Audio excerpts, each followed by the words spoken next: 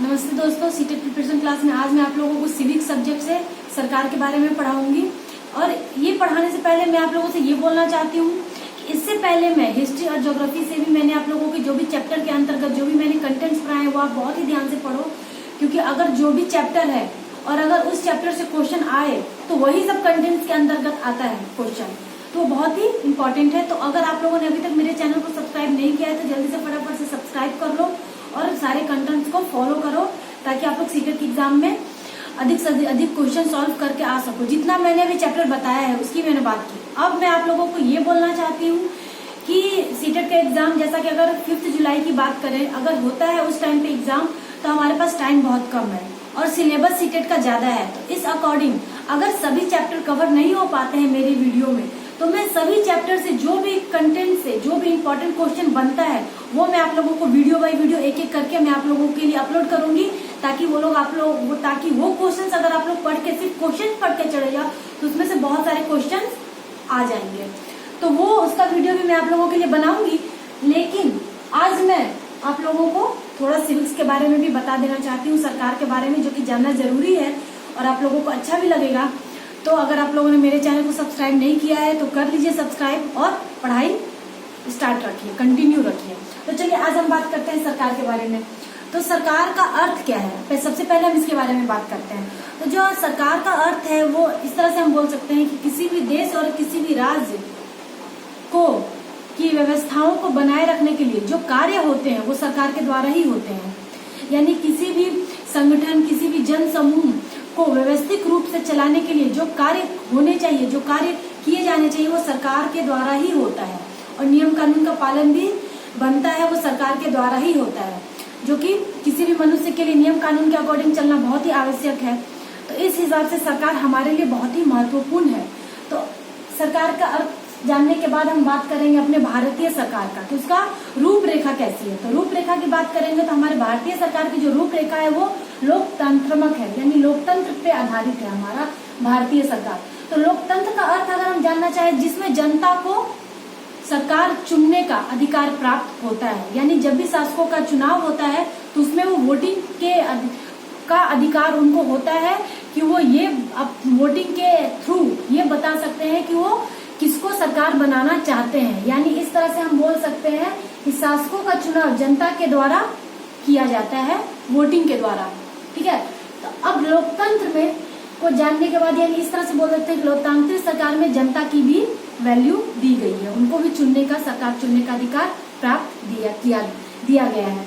अब हम बात करेंगे लोकतंत्र का प्रकार के बारे में। तो लोकतंत्र में भी 2 प्रकार के होते हैं, प्रत्यक्ष और अप्रत्यक्ष। प्रत्यक्ष में जिसमें जनता डायरेक्ट भाग लेती है सरकार को चुनने में, और अप्रत्यक्ष में कुछ मंत्रीगण ऐसे होते हैं, कुछ मेंबर्स ऐसे होते हैं जिनको चुनने में जनता भाग नहीं लेती है, जिसके चुनाव में, तो उसको हम अप्रत्यक्ष बोलते हैं। अब हम बात करेंगे सरकार की रूपरेखा की। तो यहाँ पे भारत में हमारे संघीय सरकार है।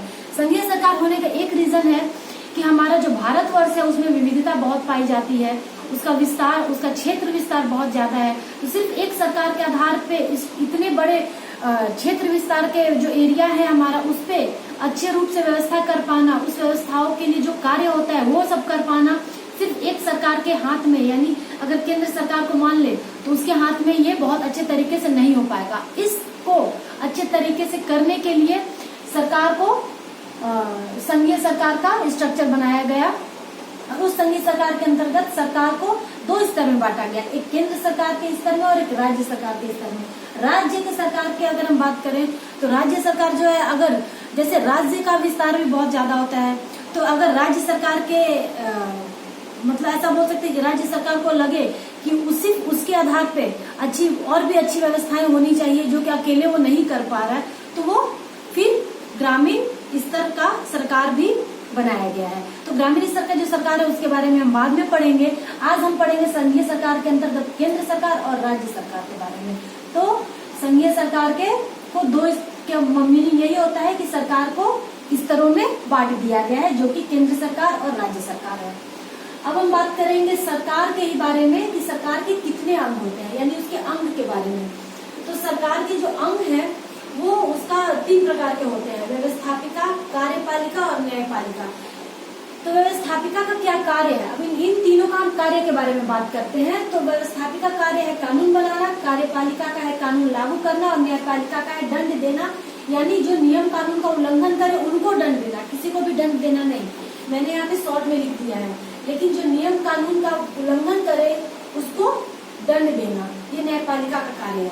अब हम व्यवस्थापिका के अंतर्गत संसद आता है, यानी संसद के भी अंतर्गत हमारी केंद्र सरकार आती है। तो यहाँ पे हम पढ़ेंगे बाद में, लेकिन अभी हम इसके आगे कार्यपालिका के बारे में बात करें तो कार्यपालिका के अंतर्गत राष्ट्रपति, उपराष्ट्रपति और मंत्रिमंडल आते हैं। और न्यायपालिका के अंतर्गत सर्वोच्चतम न्यायालय, उच्चतम न्यायालय और निचली अदालतें। अगर हम इसकी बात करें तो अगर जो भी जनता होती है वो सबसे पहले केस फाइल करती है अपनी निचली अदालत में, यानी जिस स्टेट से वो जहाँ रहता है, बिलोंग करता है, जिस जिले में वो रहता है उसको निचली अदालतें बोलते हैं। जहाँ पे वहाँ पे छोटी छोटी अदालतें बनी होती है, कोर्ट बने होते हैं, पहले वहाँ पे वो अपने केस का फाइल दर्ज करता है। अब वहाँ के फैसले से अगर वो सेटिस्फाई नहीं होता है तो वो और ऊपर की अदालतें में जाता है, यानी वो उच्चतम न्यायालय में जाता है। अगर उच्चतम न्यायालय के भी से भी वो सेटिस्फाई नहीं होता है उनके फैसले से, तो सबसे सर्वोच्चतम न्यायालय में जाता है अपना केस लेके। इस तरह से 3 न्यायालय होती हैं और जो कि न्यायपालिका के अंतर्गत आता है। अब हम बात करेंगे अपने व्यवस्थापिका के अंतर्गत संसद की। तो मैंने पहले बोला था कि संसद के अंतर्गत केंद्र सरकार आता है। तो जो हमारा संसद है वो 79 अनुच्छेद के अंतर्गत आता है, में उल्लेखित है, यानी 79 अनुच्छेद में उल्लेखित है हमारा संसद, और संसद में केंद्र सरकार। अब संसद के भी 2 सभा होती है, राज्यसभा और लोकसभा। राज्यसभा को उच्च सदन और लोकसभा को निम्न सदन बोलते हैं। अब राज्यसभा को उच्च सदन क्यों बोलते हैं? क्योंकि ये सभा कभी भी भंग नहीं होती है, इसका स्थान कभी भी रिक्त नहीं होता है, ये सभा में हमेशा बैठक होती रहती है, तो इसलिए इसको हम उच्च सदन बोलते हैं और लोकसभा को निम्न सदन बोलते हैं। जो हमारा राज्यसभा है वो 80 अनुच्छेद के अंतर्गत रखा गया है और लोकसभा का जो अनुच्छेद है वो 81 अनुच्छेद में रखा गया है। और और राज्यसभा के जो मेंबर होते हैं उनको हम विधायक बोलते हैं और एमएलए भी बोलते हैं। और जो हमारे लोकसभा है, लोकसभा के मेंबर्स को सांसद बोला जाता है। जो भी लोकसभा में जो भी सदस्य होते हैं उनको सांसद के नाम से जाना जाता है। अब हम बात करेंगे आज अगर हम जो पढ़ने जा रहे हैं वो लोकसभा के बारे में हम नेक्स्ट वीडियो में बताऊंगी मैं आप लोगों को। आज मैं आप लोगों को राज्यसभा के बारे में डिटेल में बताऊंगी कि राज्यसभा क्या होता है, उसमें कितने सदस्य होते हैं, उनका कार्यकाल, जो भी उसके अंतर्गत नियम कानून होते हैं, जो भी सभा की क्या खासियत है, तो मैं आज आप लोगों को राज्यसभा के बारे में पढ़ाऊंगी। तो सबसे पहले हम बात करें अपने राज्यसभा की फर्स्ट गठन, यानी पहली बार गठन राज्यसभा का कब हुआ। तो जो पहला गठन है राज्यसभा का वो 3 अप्रैल 1952 में हुआ था। और पहली बैठक की बात करें तो वो 3 मई 1952 में हुई थी। तो ये जो डेट है वो याद रखने की डेट है, ये इम्पोर्टेंट है, याद कर लीजिएगा। अब हम आगे बात करते हैं जो हमारा ये सदस्य के बारे में बात करें तो जो हमारे राज्यसभा के सदस्य हैं वो मैक्सिमम 250 हो सकते हैं, यानी 250 उसमें सदस्य रखे जा सकते हैं मैक्सिमम। लेकिन वर्तमान में 245 सदस्य हैं और 12 सदस्य को 245 सदस्य में से 12 सदस्य को राष्ट्रपति चयन करता है, यानी राष्ट्रपति के द्वारा चयन होता है। तो वो किन क्षेत्रों से होता है ये भी इम्पोर्टेंट है। वो कला, विज्ञान, साहित्य, समाज सेवा आदि क्षेत्रों से उन 12 सदस्यों को मनोनीत करता है। तो ये क्वेश्चन बहुत इंपॉर्टेंट है, पूछा जा चुका है, क्वेश्चन है, प्रीवियस क्वेश्चन है ये हमारा, कि 12 सदस्य को कौन मनोनीत करता है, तो राष्ट्रपति करता है। किन किन क्षेत्रों से करता है, तो अगर इन क्षेत्रों में से आपको कोई भी ऑप्शन दे दे या ये चारों पांचों आपको ऑप्शन दे दे तो आप उसमें टिक कर देना, कला, विज्ञान, साहित्य, समाज सेवा आदि। लेकिन मोस्टली यही चारों आपको देता है ऑप्शन में। आगे हम बात करें जो शेष सदस्य 12 सदस्य को हटाने के बाद जो शेष सदस्य यानी 233 सदस्य वो संघ की इकाइयों का प्रतिनिधित्व करते हैं। तो जो भी संघ यानी जो भी राज्य हैं उनके जो भी विधानसभा है उनके सदस्यों का ये उनके द्वारा ये चुन के यहाँ राज्यसभा में चयन होता है उनके द्वारा।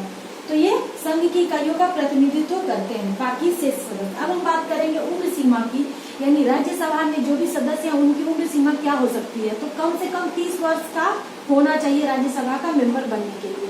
कार्यकाल की बात करते हैं अब, तो सदस्यों का कार्यकाल 6 वर्ष होता है, लेकिन प्रत्येक 2 साल में 1/3 यानी 1/3 सदस्य सेवानिवृत्त होते हैं। जो सदस्यों का कार्यकाल है वो 6 वर्ष के लिए होता है और हर 2 साल पे 1/3 सदस्य का मतलब हटा दिया जाता है, यानी रिटायरमेंट हो जाता है, सेवानिवृत्त हो जाते हैं। इस तरह से ये होता है कि ऐसा नहीं कि 6 साल पे सभी सदस्यों को नहीं हटाया जाता है। 6 साल के बाद जिसका पूरा हो जाता है उसको 2 साल करके 1/3 सदस्यों को सेवानिवृत्त होने से क्या होता है कि ये सदन कभी भी खाली नहीं होता है। तो ये यहाँ पे मैंने नोट कर दिया है कि सदन कभी रिक्त नहीं होता, ना ही भंग, अतः स्थायी सदन में बोलते हैं। इसलिए इसको ये कभी रिक्त नहीं होता और भंग भी नहीं होता, इसलिए ये स्थायी सदन के नाम से भी जाना जाता है। अब हम तीसरे पॉइंट के कार्यकाल के अंतर्गत बात करें तो यदि कोई सदस्य 60 दिनों तक अनुपस्थित रहे यानी एब्सेंट रहे तो उस स्थान को रिक्त घोषित कर दिया जाता है। 60 दिनों तक यानी 2 महीने के तक लगातार अगर कोई सदस्य नहीं आता है तो उसको उनके स्थान को रिक्त घोषित कर दिया जाता है। अब सभापति की बात करें यानी राज्यसभा का जो भी सभापति करता है यानी जो भी पदेन होता है राज्यसभा का, वो उसकी बात करें तो उपराष्ट्रपति पदेन सभापति होते हैं, यानी हमारे राज्यसभा का जो सभापति होते हैं वो उपराष्ट्रपति होते हैं। लेकिन अगर उपराष्ट्रपति नहीं आए तो सदस्यों के द्वारा उप सभापति या मनोनीत सदस्य भी चुन लिए जाते हैं कि अगर उपराष्ट्रपति नहीं आते हैं बैठक में तो उनके स्थान पे उस दिन उप सभापति भी पदेन सभापति बन सकता है। इस तरह से उपराष्ट्रपति पदेन सभापति और सभापति की अनुपस्थिति पर उप सभापति या मनोनीत सदस्य सभापति कर सकता है। तो जैसे स्कूल में होते हैं कि प्रिंसिपल और वाइस प्रिंसिपल, तो अगर प्रिंसिपल नहीं आता है तो उसका कार्यभार कौन संभालता है, तो वो वाइस प्रिंसिपल। इसी तरह से ये भी है, उपराष्ट्रपति नहीं आए तो उनके बाद जो भी महत्वपूर्ण सदस्य होता है जिनको चुना गया रहता है सदस्यों के द्वारा, तो वो बैठक में पदेन का काम करते हैं। अब चुनाव पद्धति की हम बात करें तो चुनाव पद्धति जो है वो सदस्यों का चुनाव अनुपातिक पद्धति के अनुसार होता है और एकल संक्रमणीय मत के द्वारा होता है। यानी सदस्यों का चुनाव अनुपातिक पद्धति के अनुसार एकल संक्रमणीय मत के द्वारा होता है। अब ये किस तरह से होता है, जो हमारा एकल संक्रमणीय मत के द्वारा होता है तो मैं भी बताऊंगी, और ये अनुपातिक पद्धति के आधार पे। तो अगर हम इस तरह से बोल सकते हैं कि यहाँ पे एक फॉर्मूला है, विधानसभा के सदस्य और जो जितनी सीटें खाली हैं राज्यसभा के लिए n+1, और ये ब्रैकेट के अंदर भी हम +1 करेंगे। इस तरह से मैं आप लोगों को एक एग्जांपल देके यहाँ पे समझा सकती हूँ कि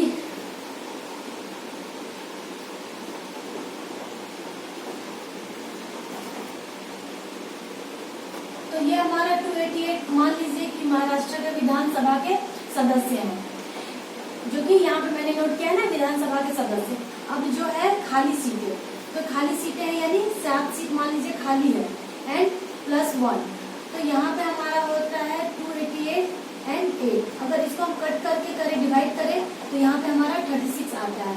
तो जब 36 आएगा, इस 36 को यहाँ पे मैंने ब्रैकेट के बाहर +1 रखा है, तो यानी यहाँ पे हमारा ये 36 + 1 यानी 37। यानी इस तरह से हम बोल सकते हैं कि 37 वोट चाहिए एक आदमी को, यानी यहाँ पे 7 सीट है, तो 7 को अगर हम इस तरह से अनुपातिक पद्धति के आधार पे निकालते हैं तो हमारा 37 आता है। यानी इस तरह से हम बोल सकते हैं कि जो एक सीट है उस पे 37 वोट चाहिए लोगों का। तो इस तरह से अनुपातिक पद्धति के आधार पे चुनाव होता है हमारे राज्यसभा में। अब हम आगे बात करते हैं राज्यसभा के कार्य के बारे में। तो राज्यसभा 249 अनुच्छेद के अंतर्गत राज्यसभा में वर्णित किसी विषय पर 1 साल के लिए कानून बना सकते हैं। यानी जो भी विषय पर राज्यसभा में चर्चाएं चल रही है वो उस पे 1 साल के लिए कानून बना सकता है। अब हम बात करेंगे दूसरे कार्य की, तो 312 अनुच्छेद के अंतर्गत ये यहाँ पे देखिए, अखिल भारतीय सेवा संघ का गठन करता है। राज्यसभा ही हमारा अखिल भारतीय सेवा संघ का गठन करता है, यानी सेंट्रल कमीशन का। तो अब हम जो कितना इतना राज्यसभा के बारे में अगर आप लोग जान लेते हो तो सीटेट का जो एग्जाम में या कोई भी टैट के एग्जाम में जो भी क्वेश्चंस आते हैं इन्हीं कंटेंट्स के अंतर्गत आते हैं।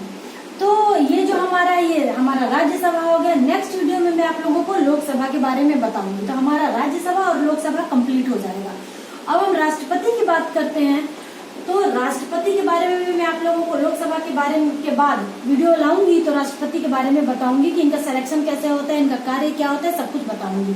तो जो हमारे राष्ट्रपति हैं, राष्ट्रपति हमारे 52, 62 और 72 अनुच्छेद के अंतर्गत रखे जाते हैं। राष्ट्रपति का जो पद है वो, और राष्ट्रपति की बात करें तो ये हमारे केंद्र सरकार के द्वारा ही निर्वाचित किए जाते हैं, इसलिए मैंने इनको केंद्र सरकार के अंतर्गत रखा है। मतलब मैं आप लोगों को बताऊंगी तो केंद्र सरकार के द्वारा ही निर्वाचित किए जाते हैं, इसलिए मैं लोकसभा के बाद राष्ट्रपति के बारे में मैं आप लोगों को उनके सब कुछ बताऊंगी कि कैसे क्या उनका सिलेक्शन कार्य कैसे होता है। तो और ये राष्ट्रपति जो हमारे हैं वो भारत के सबसे सर्वोच्चतम नागरिक माने जाते हैं। इस तरह से हमारा जो सरकार चैप्टर है वो कंप्लीट होता है राज्यसभा का बता के। लोकसभा में आप लोगों के लिए वो भी बहुत जल्द वीडियो लेके आऊंगी। और अगर मेरे वीडियो को आप लोग अच्छा लग रहा है और आप लोग कंटेंट्स पढ़ना चाह रहे हो तो मेरे वीडियो को एक एक करके फॉलो करते रहिए। चलिए मिलते हैं अपने नेक्स्ट वीडियो में, तब तक के लिए थैंक यू सो मच।